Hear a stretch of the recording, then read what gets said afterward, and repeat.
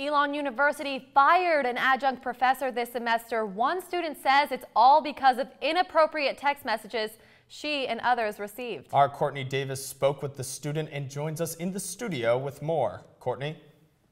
Alex and Brennan, students and professors often have close mentoring relationships, and it's not uncommon to hear about professors giving out their cell phones or sharing meals. But one student says text messages from her professors following lunch after class went too far. I thought it was fine because, every professor I've had has given us their number. Junior Amy Dineno was a student in Intro to the New Testament last fall.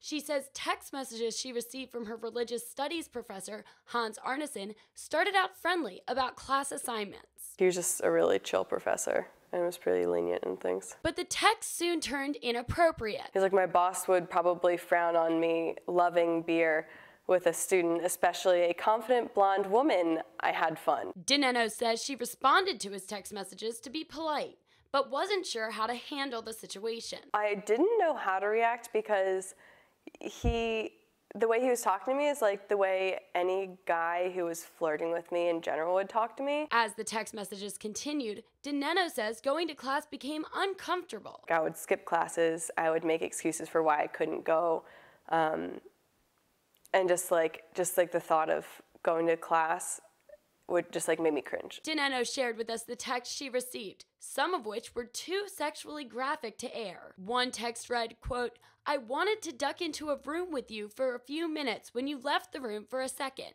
Just like 5 minutes to taste your lips and tease a little," end quote. Another text read, quote, "Have you come over tonight instead of taking the final," end quote. Dineno wasn't the only student receiving texts. For it to be multiple girls from different semesters and for there to be a pattern that I'm recognizing here from all of their stories, I got really pissed. One student we spoke with wanted to remain anonymous. She said she received this text from Arneson, which says, quote, "You could have joined me in my daily after-class shot in my office," end quote. Dineno says once she showed the text to university officials in February, the university took quick action. Now she wishes she would have spoken earlier. If I could change everything, I probably would have told him that drink did make me feel uncomfortable. I probably would have told him to just kind of chill out, stop talking to me like that.